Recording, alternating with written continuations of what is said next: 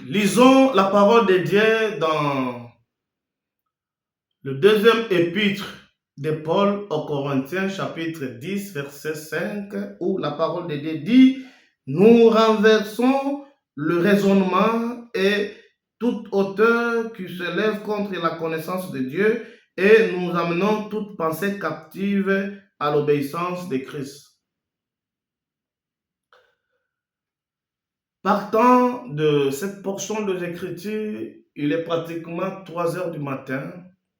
Nous voulons développer une pensée qui peut-être te fera sortir de l'une des plus grandes prisons de la vie que nous allons découvrir tout à l'heure ensemble. Mon frère, ma soeur, la plus grande prison qui peut bloquer ta vie, qui peut bloquer ta croissance, qui peut bloquer ton épanouissement, qui peut bloquer ton développement, qui peut bloquer ton progrès, n'est pas la prison de Guantanamo et moins encore celle de Salvador. Et ce n'est pas aussi la prison de Makala, mais la plus grande prison, une prison pénible, une prison nuisible. C'est cette prison-là que l'ennemi construit dans tes pensées. Cette prison peut te retenir à l'état de détenu durant toute la vie si tu n'es pas informé, si tu ne fais pas attention. C'est cette prison-là que l'ennemi a construit dans tes pensées. Bien-aimé, c'est comme ça que Paul, dans ses passages, est en train de nous pousser. Il est en train de nous demander de renverser les raisonnements, de prendre tout ce qui est pensée captive afin de l'amener à l'obéissance de Christ. Pour que tu sois réellement libre. C'est parce que la parole de Dieu dit, c'est pour la liberté que Christ nous a affranchis. Jésus veut que tu sois libre. Que tu puisses avoir des pensées rationnelles et non les contraires. Alors, une pensée captive, c'est une pensée qui est contrôlée par les forces du mal. C'est une pensée qui est contrôlée par un esprit. Elle peut être contrôlée par l'esprit de paix. Elle peut être contrôlée par l'esprit de découragement. Elle peut être contrôlée par l'esprit de blocage. Elle peut être contrôlée par l'esprit de mensonge venant de l'extérieur. Elle peut être contrôlée par l'esprit de stagnation. Parce que l'ennemi ne veut pas que tu évolues. Il ne veut pas que tu puisses connaître le développement. L'ennemi veut que tu stagnes, que ta vie stagne, et puis il peut te bloquer à partir de tes pensées. Ma soeur, mon frère, une pensée captive, ça il faut le savoir, c'est un virus mental qui affaiblit la foi, qui démotive. Un virus mental qui te fera éloigner de ta propre vision. Un virus mental qui fera que tu puisses abandonner ton projet. Un virus mental qui fera que tu puisses enterrer ces rêves-là par les découragements. Bien-aimé,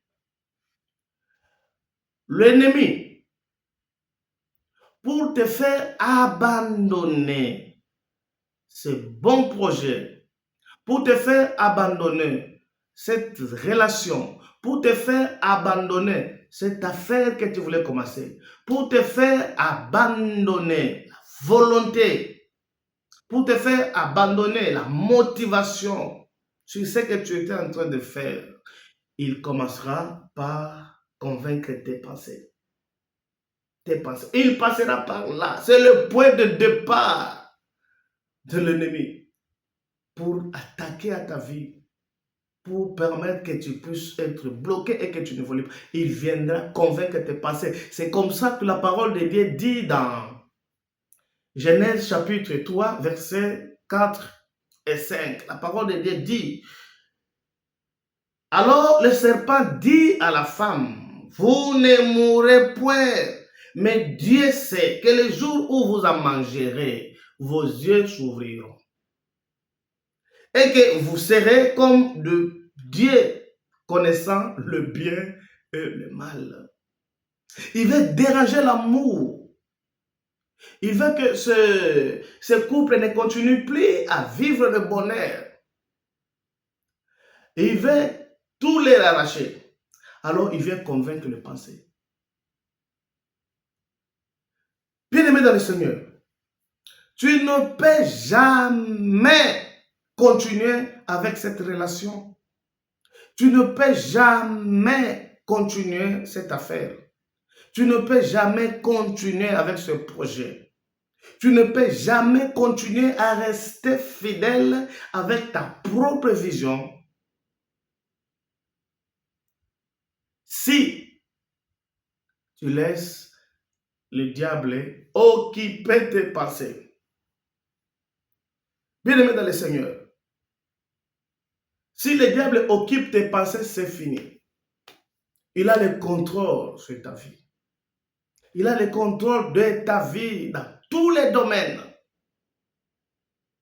Parce qu'il peut te bloquer et tu vas commencer à réfléchir, raisonner comme un enfant. Alors ma prière est que le Seigneur t'aide afin de ne pas continuer à être entraîné par cette force du mal. Tu dois sortir de cette prison douloureuse. Que le Seigneur, par son amour, renouvelle ton intelligence. Parce que ce qui fera ta force, l'arme qui te permettra de vaincre ces combats, c'est le renouvellement de l'intelligence. Alors, je prie le Dieu de cieux de renouveler ton intelligence afin d'empêcher les actions du diable sur ta vie.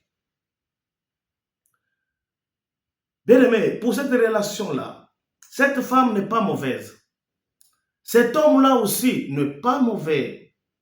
Mais seulement que l'ennemi veut attaquer votre projet du mariage. Il veut attaquer votre vie. Bien-aimé, la guerre se gagne dans les pensées. Tu dois être prudent. Ne laisse aucun avantage à l'ennemi, au diable, car nous n'ignorons pas son dessein. C'est ce que la parole de Dieu dit. Cette femme, cette fille n'est pas mauvaise. N'écoute pas ce que le diable est en train de chuter dans tes oreilles, dans tes pensées. Cet homme-là n'est pas celui que toi tu penses. Ne gâchez pas votre amour. Ne gâchez pas votre projet. Parce que le malin est en train de travailler. Pour ce projet, il te fera croire que toi tu es incapable de réaliser ces grands projets. Et il viendra te montrer déjà comment tu vas échouer. Et il te dira, il ne faut même pas oser de peur que tu puisses perdre le paix que tu as, parce que tu n'arriveras pas. Tu n'as pas le niveau de celui-là qui a réussi à réaliser ses projets. C'est ce que le diable tentera de te dire dans tes pensées. C'est pour te bloquer afin que tu n'avances pas. Et une fois, le doute s'installe et directement la peur va s'inviter pour bloquer l'action. Pour bloquer l'action. Et tu vas nourrir une idée selon laquelle c'est sûrement parce que Dieu n'a pas voulu que je puisse continuer avec ce projet. Parce que je pense que Dieu, comme il n'a pas voulu, c'est qu'il pense que mon temps n'est pas encore arrivé. C'est faux. C'est parce que le diable a attaqué tes pensées. C'est-à-dire que ton temps n'est pas encore là. Non, c'est faux. Que tu ne sauras pas parce que le défi est énorme. C'est faux. C'est parce qu'il ne veut pas que tu continues. Il ne veut pas que tu avances. Alors tu dois avancer. C'est comme ça dans Nombre chapitre 13, verset 33. La parole de Dieu dit, nous étions à nos yeux comme des sauterelles. Vous voyez? Comment le diable peut diminuer quelqu'un dans ses propres pensées pour bloquer la vie. Mon frère, ma soeur, le diable ne crie pas comme le pasteur. Le diable ne crie pas comme l'évangéliste. Le diable, lui, il chuchote dans tes pensées. Tu dois faire très attention. Il ne crie pas. Il ne fait pas trop de bruit.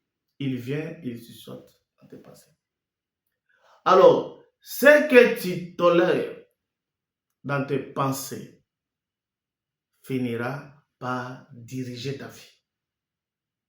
C'est comme ça que la parole de Dieu dit dans Proverbe chapitre 23, verset 7. Il est comme les pensées de son âme. Oui. Donc, tu es comme les pensées de ton âme. Donc, ce que tu fais là, c'est le résultat des pensées de ton âme, de ce que tu es.